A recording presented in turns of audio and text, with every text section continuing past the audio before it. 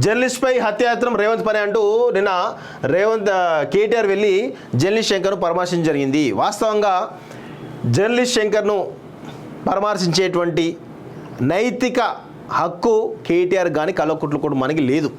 ఎందుకంటే గత 10 ఏళ్ల కాలంలో మాలాంటి ప్రశ్నించే జర్నలిస్టులను ఈరోజు అక్రమ కేసులు పెట్టి దానికి సంబంధించి ఒక వీళ్ళ కులపోన్నే వీళ్ళ బంధువు అనే సందీప్ రావు అనేటువంటి ఒక దొంగలా కొడుకును నేను చెప్తాను కదా, ఆ ఐపీఎస్ ఆఫీసర్ అనేటోడు వీళ్ళ బంధువు గోనె సందీప్ రావు అనే ఒక ఈడియట్ ఐపీఎస్ ఆఫీసర్ ఈరోజు ఏం చేసిండు, మాలాంటి వాళ్ళ ప్రశ్నించే గొంతుకలను అక్రమంగా వీళ్ళ డైరెక్షన్నే అరెస్ట్ చేయించి 3rd డిగ్రీ ఇస్తే ఆనాడు ఎందుకు మాట్లాడలేదురా మీరంతా? ఎందుకు మాట్లాడలేదు మీరంతా? ఇప్పుడు వచ్చి మాట్లాడుతూ ఉన్నారా?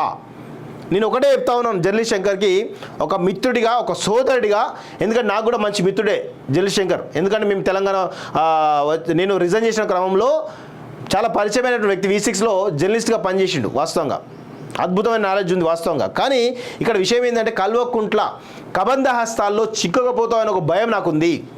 వాళ్ళ రక్తదాహానికి నువ్వు బలైపోతావేమో అనే ఒక భయం నాకుంది వాస్తవంగా.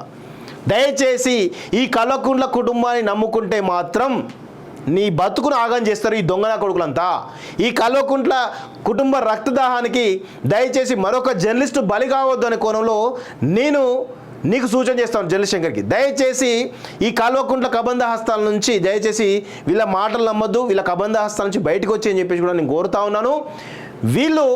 వీళ్ళ స్వార్థ రాజకీయ ప్రయోజనాల కోసం దేనికైనా సిద్ధపడతారు. గుర్తుపెట్టుకోండి, వీడు సీఎం కావడానికి వీళ్ళ అయ్యను కూడా ఏదైనా చేస్తాడు. ఇప్పటికే చెల్ల జీవితాన్ని నాశనం చేసిండు వీడు. నిజామాబాద్లో ఓడిచిందే వీడు, హరీష్ రావును అజ్జేసిందే వీడు, అదేవిధంగా సంతోషం రాకుండా వేసిందే వీడు.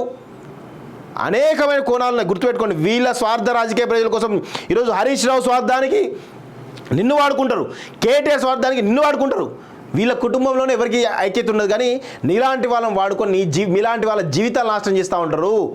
దయచేసి గుర్తుపెట్టుకో శంకర్, ఇది నీకు మంచి లైఫ్ ఉండాలంటే వీళ్ళ కబంధాస్తాల నుంచి బయటికి రా.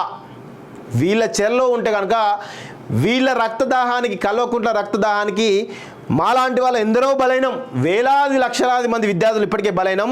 దయచేసి నువ్వు బలిగాకు అని చెప్పేసి కోరుతాం. మా స్వీయ అనుభవంతో చెప్తున్నాం మిత్రుడా, సోదరా.